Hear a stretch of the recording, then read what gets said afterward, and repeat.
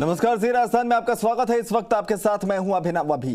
बात सबसे पहले धौलपुर की, जहां सैपऊ थाना इलाके के गांव नगलादानी का एक परिवार पिस्टल से फायरिंग कर उन पर हमला करने का वीडियो सोशल मीडिया पर वायरल हो रहा है। सोशल मीडिया पर 52 सेकंड के वायरल हुए वीडियो में आधा दर्जन से ज्यादा बदमाश हाथों में पिस्टल लेकर और लाठियों के साथ गाली गलौज करते हुए गांव में दहशत फैला रहे हैं। वायरल हुए वीडियो में छोटा भाई पिस्टल और लाठियों समेत आधा दर्जन से अधिक बदमाशों के साथ बड़े भाई पर जानलेवा हमला करने गया था, लेकिन बड़ा भाई घर पर नहीं मिला तो आरोपियों ने उसकी पत्नी पर पिस्टल से ताबड़तोड़ फायर कर दिया। इसके बाद आरोपी गाली गलौज करते हुए गांव में फायरिंग से दहशत फैलाकर मौके से फरार हो गए। वारदात का वीडियो स्थानीय ग्रामीणों ने बना लिया, जिसे सोशल मीडिया पर वायरल कर दिया गया। सोशल मीडिया पर पिस्टल द्वारा की गई फायरिंग का वायरल वीडियो की भनक जैसे ही सैपऊ थाना पुलिस को लगी तो पुलिस हरकत में आ गई। पुलिस बल के साथ थाना प्रभारी अनूप चौधरी गाँव पहुंचे, लेकिन सभी आरोपी पुलिस के पहुंचने से पहले ही मौके से फरार हो गए। प्रकरण में 4 नामजद आरोपियों के साथ 4 अन्य लोगों के खिलाफ मुकदमा दर्ज किया गया है। आरोपियों की गिरफ्तारी के लिए टीम भी बना दी गई।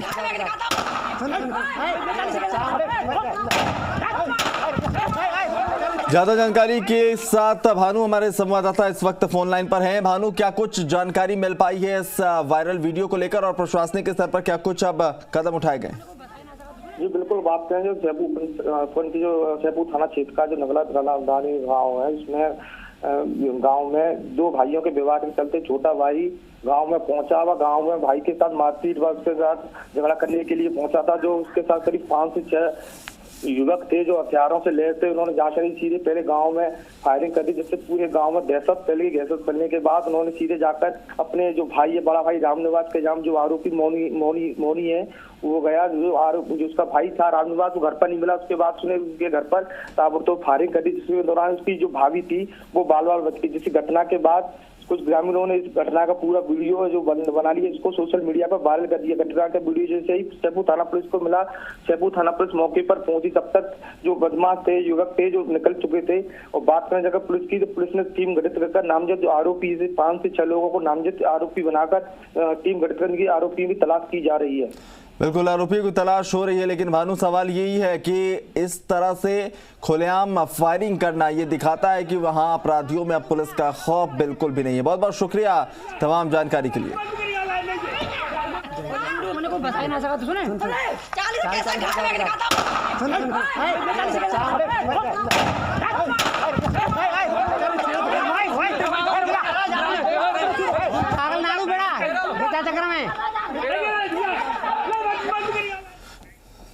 चलिए एक बड़ी खबर से आपको रूबरू करा दे। 23, 24 और 26 जून को मॉडल स्कूलों के लिए साक्षात्कार होंगे।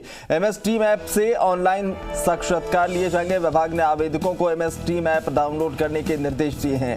हेडफोन, ईयरफोन, वेबकैम का इंतजाम रखने के भी निर्देश दिए गए हैं। शिक्षकों के WhatsApp नंबर पर यह लिंक भेजा जाएगा। निर्धारित तिथियों पर समय स्लॉट की जानकारी उन्हें मुहैया कराई जाएगी। ऑफलाइन साक्षात्कार का कोई प्रावधान नहीं होगा, जिसके चलते ऑनलाइन साक्षात्कार में शामिल होने के निर्देश दिए गए हैं।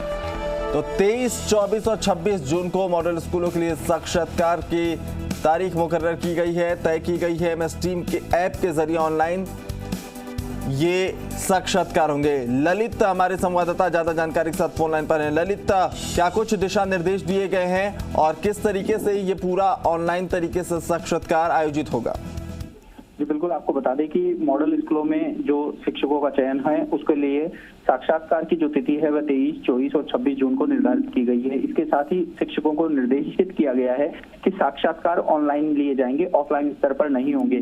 इसके लिए जो आवेदक हैं उनको MS टीम जो ऐप है वह डाउनलोड करने के निर्देश दिए हैं। इसके साथ ही हेडफोन, ईयरफोन और वेबकैम के भी इंतजाम करने के निर्देश विभाग की ओर से दिए गए हैं। शिक्षकों को WhatsApp नंबर पर एक लिंक भेजा जाएगा। उस लिंक के आधार पर जो निर्धारित तिथियां हैं और निर्धारित समय स्लॉट है उसकी जानकारी शिक्षकों को दी जाएगी और ये जो साक्षात्कार हैं वह लिए जाएंगे। ऐसे में मॉडल स्कूलों के लिए साक्षात्कार को लेकर पहले ही विभाग ने ये कह दिया था कि जो जितने भी चयन के लिए साक्षात्कार होंगे वो ऑनलाइन होंगे और अब जो ऑनलाइन साक्षात्कार की जो कवायद है वह विभाग की ओर से तेज कर दी गई है। जी चलिए, बहुत बहुत शुक्रिया तमाम जानकारी के लिए। प्रदेश में कोरोना महामारी के प्रति लोगों को जागरूक करने के मकसद से राजस्थान सरकार 21 से 30 जून तक जन जागरूकता अभियान चलाने जा रही है। मुख्यमंत्री अशोक गहलोत 22 जून को जन जागरूकता कार्यक्रम की डिजिटल लॉन्चिंग करेंगे। इस दौरान करीब 1 लाख लोग वर्चुअल कॉन्फ्रेंस के माध्यम से जुड़ेंगे। जिलों के प्रभारी मंत्री और सचिव भी जिला मुख्यालयों पर मौजूद रहकर अभियान में शामिल होंगे। इस दौरान कोरोना के संक्रमण की स्थिति के साथ साथ गैर कोविड बीमारियों की स्थिति, पेयजल आपूर्ति, मनरेगा कार्यों, टिड्डी नियंत्रण अभियान आदि की समीक्षा भी होगी। राज्य में मैसिव प्रोग्राम चलेगा जन जागरण का 21 जून से 30 जून के बीच में, और ये जनता का अभियान बने इस बात को सुनिश्चित किया जाएगा। 22 जून को इसी कार्यक्रम का डिजिटल लॉन्च मुख्यमंत्री जी के द्वारा किया जाएगा, जिसमें प्रदेश भर के तमाम पंचायत स्तर के जनप्रतिनिधि और अधिकारी सहित लगभग 1 लाख लोगों को इस वर्चुअल कॉन्फ्रेंस से जोड़ा जाएगा। उधर चिकित्सा एवं स्वास्थ्य मंत्री डॉक्टर रघु शर्मा ने अंतर्राष्ट्रीय योग दिवस यानी 21 जून के मौके पर प्रदेशवासियों को हार्दिक शुभकामनाएं दी। उन्होंने लोगों को जीवन में योग अपनाने की अपील की। उन्होंने कहा कि योग से न केवल शारीरिक बल्कि मानसिक रूप से भी स्वस्थ रहा जा सकता है। स्वास्थ्य मंत्री ने कहा कि कोरोना जैसी महामारी के रोकथाम में भी योग की महत्वपूर्ण भूमिका है। उन्होंने प्रदेश के लोगों से प्रोटोकॉल के मुताबिक मास्क पहनने, बार बार हाथ धोने और स्वास्थ्य के प्रति विशेष रूप से जागरूक और सतर्क रहने की अपील की। 21 जून को अंतर्राष्ट्रीय योग दिवस है।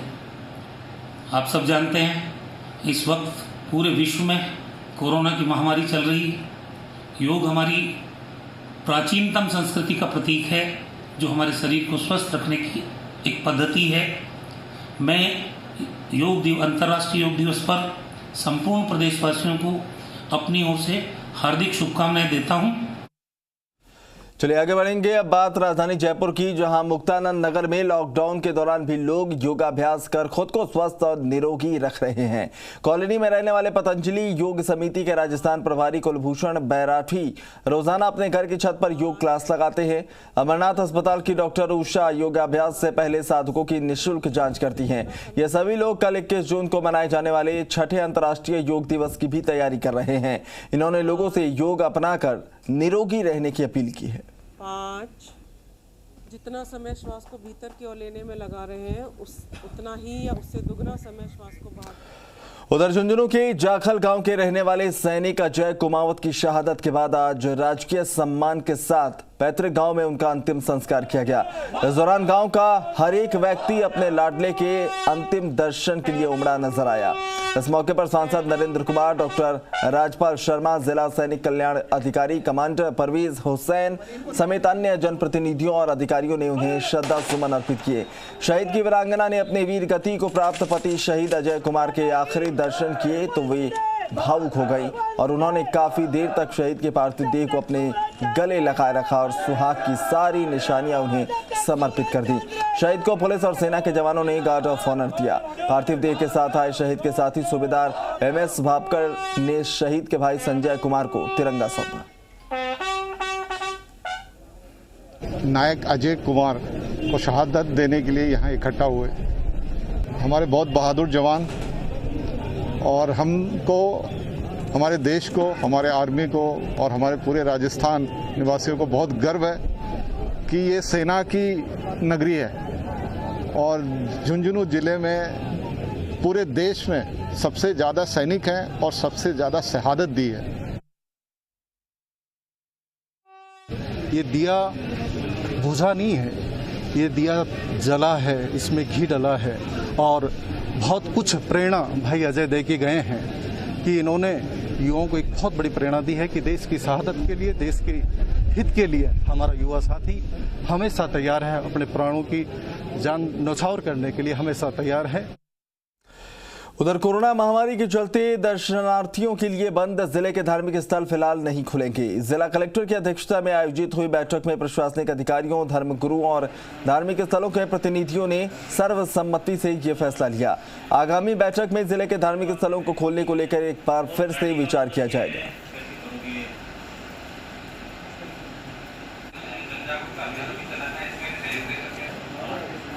अभी जो माननीय मुख्यमंत्री जी 21 तारीख से 30 जून तक जो अभियान की जो रूपरेखा बनाई है, तो उसके बारे में भी वो बहुत सभी धर्मों के लोग हमें बहुत सारे जो पदाधिकारी हैं विभिन्न विभिन्न धर्मों के, वो सब लोग जो है पूरी मदद करेंगे, इसका हमें भरोसा दिया। उधर कोरोना महामारी की वजह से केवल इंसान ही नहीं भगवान भी प्रभावित हो रहे हैं। हजारों साल से चली आ रही परंपराएं टूटने लगी हैं। यह पहली बार होगा जब तीर्थ गुरु पुष्कर राज में कल होने वाले सूर्य ग्रहण के बाद वहां के मंदिरों में विराजमान भगवान शुद्धि के लिए पवित्र सरोवर की जल की कमी को महसूस करेंगे। प्रशासन की पाबंदी के चलते इस बार ना तो तीर्थ पुरोहित और ना ही श्रद्धालु पवित्र पुष्कर सरोवर के जल में शुद्धि स्नान कर पाएंगे, ना ही पवित्र पुष्कर सरोवर के जल से पुष्कर के मंदिरों और भगवान की शुद्धि हो पाएगी। प्रशासनिक पाबंदी के चलते ही यह पहली बार होगा जब हजारों साल से चल रही शुद्धि की यह परंपरा टूट जाएगी।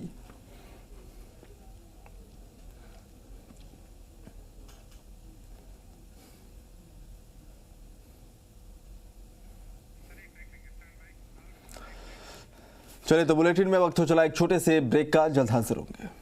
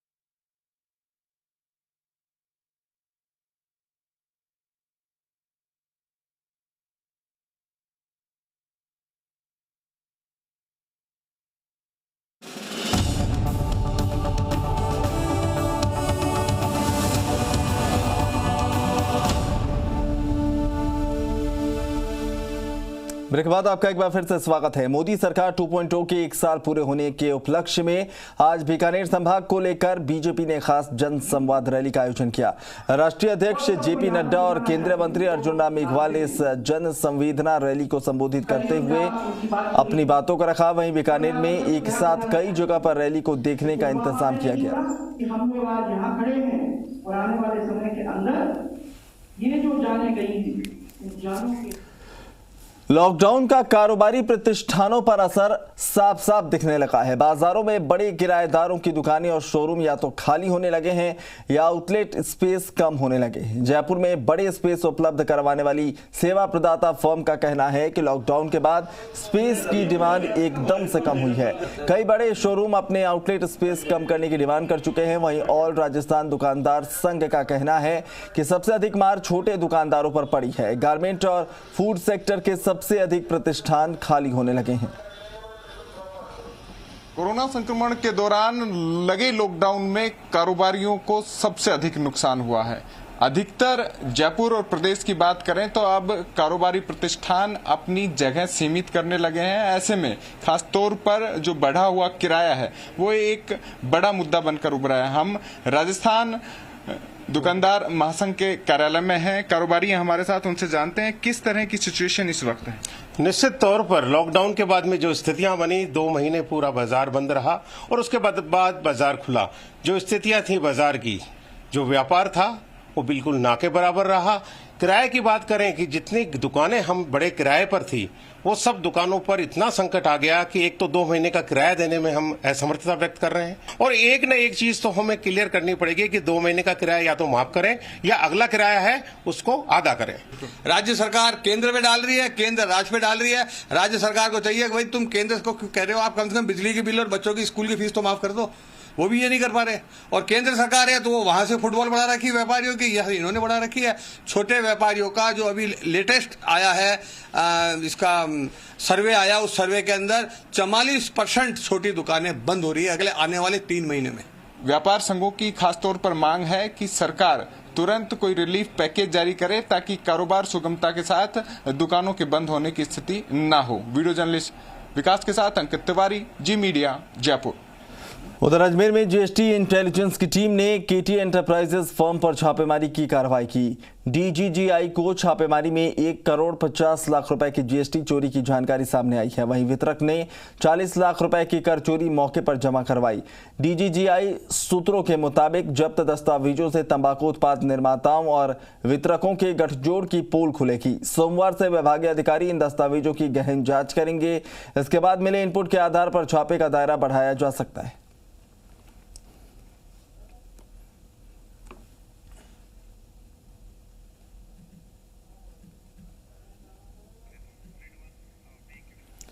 उधर राजसमंद के खमनोर थाना इलाके में उस वक्त हड़कंप मच गया जब एक मकान में पति पत्नी के शव बरामद हुए।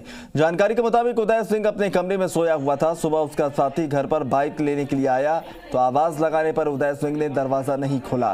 खिड़की में झांक कर देखा तो उदय सिंह का शव फंदे पर लटका था, जबकि उसकी पत्नी का शव बेड पर पड़ा हुआ था। आशंका है कि मृतक को अपनी पत्नी के चरित्र पर आशंका थी। इसी के चलते उसने पहले उसकी हत्या की और फिर खुद फंदे पर लटक गया। पुलिस पूरे मामले की जांच कर रही है। उधर राजस्थान शिक्षा सेवा प्राध्यापक संघ रेसला ने 18 जून को आयोजित 12वीं कक्षा के गणित विषय के प्रश्न पत्र में खामियां बताते हुए विशेषज्ञों से जांच करवाने की मांग की है। शनिवार को माध्यमिक शिक्षा बोर्ड सचिव के नाम भेजे गए ज्ञापन में कहा गया कि 12वीं कक्षा का गणित विषय का प्रश्न पत्र माध्यमिक शिक्षा बोर्ड के ब्लूप्रिंट के हिसाब से तैयार नहीं था। ज्ञापन में कहा गया कि प्रश्न संख्या 1 से लेकर 10 तक के एक अंक निर्धारित किए गए, जबकि सभी प्रश्न हार्ड थे। इसी प्रकार प्रश्न 11 से 15 के बीच भी प्रश्नों के नंबर 2 तय किए गए थे, जबकि उनके अंक 3 होने चाहिए। इस वर्ष रफ पेपर को हटा दिया गया, जिसकी वजह से परीक्षार्थियों को परेशानियों का सामना करना पड़ा। उधर सीआरपीएफ अजमेर में अपने दोनों ग्रुप सेंटर पर 60,000 पौधारोपण करेगा। इस अभियान की शुरुआत आज अजमेर में सीआरपीएफ के एडीजी विश्वेंद्र सिंह के नेतृत्व में की गई। पौधारोपण अभियान की शुरुआत करते हुए सीआरपीएफ ग्रुप सेंटर 1 में महापौर धर्मेंद्र गहलोत और एडीजी विश्वेंद्र सिंह ने पौधारोपण किया। पौधारोपण अभियान की शुरुआत ग्रुप सेंटर 1 के केंद्रीय विद्यालय से की गई है और तय किया गया है कि यहाँ 400 पौधे रोपे जाएंगे, जिनकी देखभाल स्कूल स्टाफ और बच्चों द्वारा की जाएगी। इसी के साथ ग्रुप सेंटर 1 और ग्रुप सेंटर 2 पर भी पौधारोपण किया जाएगा। यहाँ सीआरपीएफ के जवान अपने परिसर को हरा भरा रखने के लिए इन पौधों की देखभाल करेंगे। पौधारोपण अभियान के मौके पर सीआरपीएफ कमांडेंट बीके वैष्णव भी मौजूद हैं। प्रिंसिपल केवी का धन्यवाद ही हूँ कि जिन्होंने ये प्रोग्राम आयोजित किया। वृक्षारोपण एक ग्रीनरी ही नहीं ला रहा है, एक जोड़ रहा है हमें नेचर के साथ। और ये प्रिंसिपल जो कर रहे हैं, मैंने देखा है बड़ा एरिया, सिर्फ ये वृक्षारोपण ही नहीं इन्होंने किया बल्कि इसका जो सर्वांगी विकास कर रहे हैं, जो ग्राउंड ये बना रहे हैं। और मैंने इनको सजेशन दिया है कि इसमें बच्चों को भी सम्मिलित करें। उधर उदयपुर जिले के बड़गांव पंचायत समिति में आज विकास अधिकारी केदार वैष्णव के नेतृत्व में बंजर भूमि विकास प्राधिकरण के लिए बायोफ्यूल को बढ़ावा देने के लिए बायोफ्यूल प्राधिकरण जयपुर द्वारा आमजनों को जागरूक करने के निर्देशन पर प्रशिक्षण का आयोजन किया गया। बड़गांव सभागार में बंजर भूमि को वृक्षारोपण कर विकसित करने के लिए प्रशिक्षण केंद्र में कर्मचारियों को दिशा निर्देश दिया गया। सीओ कमर चौधरी ने गाँव में बंजर पड़े चारागाह पर तैलीय पौधे लगाने और कृषि भूमि में अधिक से अधिक पेड़ पौधे लगाकर विकसित करने पर बात कही। वहीं सीओ ने बैठक में चारागाह भूमि को विकसित करने हेतु पंचायत राज संस्थाओं और वन विभाग और गैर सरकारी संस्थान बायफ सेवा मंदिर FES द्वारा फील्ड में 5 जुलाई 2020 तक पहले चरण में ट्रेनिंग करने के निर्देश दिए। हाल ही में तेलीय पौधे चारागाह भूमि विकसित होने की दृष्टि से तकरीबन 600 चारागाह और कृषि भूमि पर जल संचय के करीब 800 कार्य स्वीकृत किए गए हैं, जिन्हें मनरेगा योजना में नियोजित करीबन 2.5 लाख श्रमिकों द्वारा किया जा रहा है। विकास अधिकारी केदार वैष्णव ने बताया कि पंचायत समिति बड़गांव में रोज सुबह 9 बजे से शाम 5 बजे तक ये ट्रेनिंग दी जाती है, जिसमें पहले दिन कृषि विभाग, वन विभाग, गैर सरकारी संस्थान के 75 कर्मचारियों ने हिस्सा लिया और पंचायती राज के कर्मचारियों और जल ग्रहण विभाग के करीब 50 कर्मचारियों को 20 तारीख को ट्रेनिंग दी जाएगी। चलिए तो इस बुलेटिन में बस इतना ही, लेकिन देश और प्रदेश की तमाम खबरों के लिए बने रहें जी राजस्थान के साथ।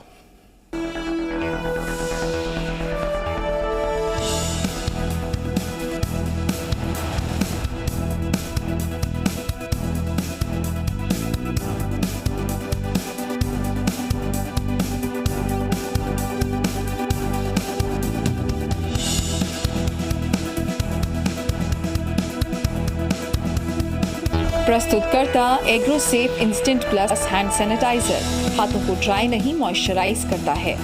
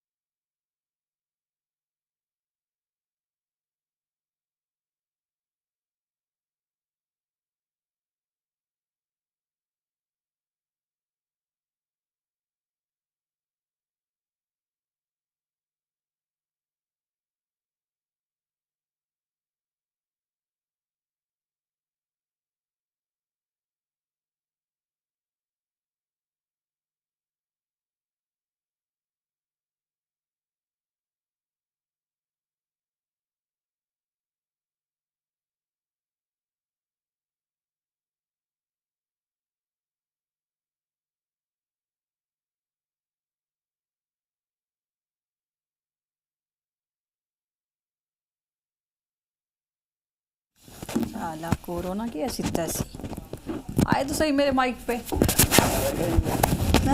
ही जाएगा, मरेगी नहीं अब तो ही पता चलेगा आपको मरा कि नहीं। ये कैसे पता चलेगा? कोशिश तो यही है कि साले को नहीं।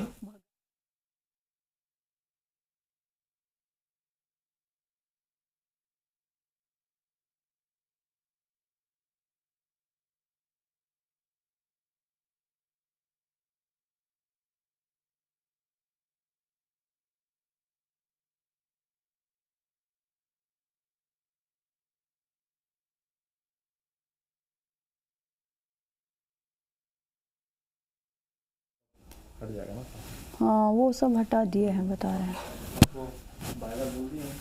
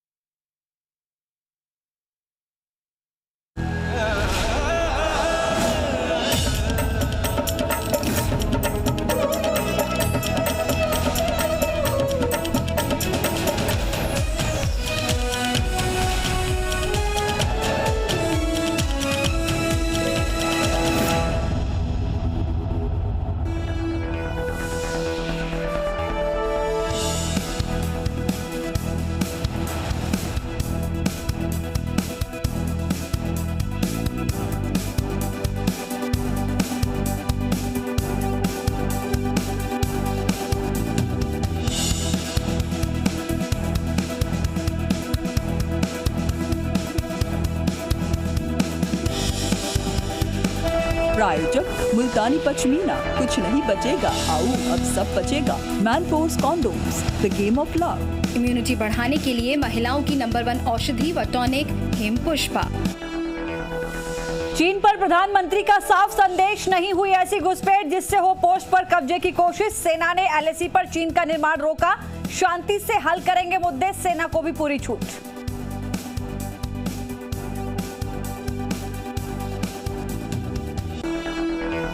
वायुसेना प्रमुख एयर चीफ मार्शल भदौरिया की चीन को चेतावनी, कहा शहीदों का बलिदान व्यर्थ नहीं जाएगा। गलवान में भारत की स्थिति मजबूत।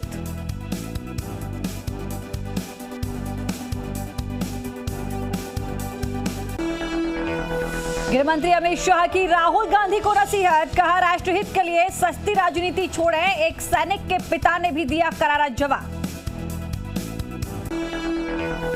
पीएम मोदी ने की रोजगार योजना लॉन्च, 116 जिलों में 50,000 करोड़ का निवेश, प्रवासियों को मिलेगा रोजगार। लॉकडाउन में विस्थापित हुए मजदूरों से भी पीएम मोदी ने की बात। देश में 24 घंटे में रिकॉर्ड 14,516 लोग कोरोना से संक्रमित, अब तक एक दिन में सबसे ज्यादा मामले।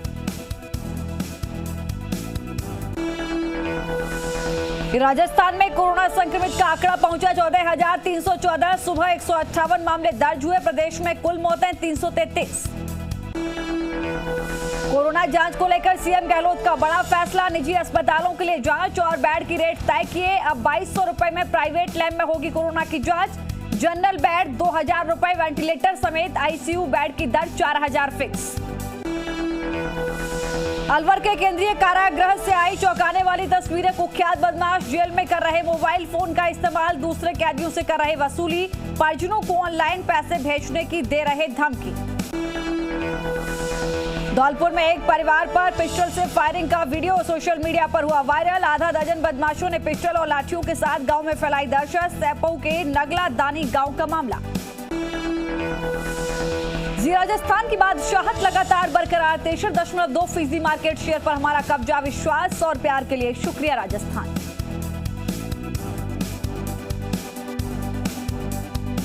उत्तर आगे बढ़ता रहा है।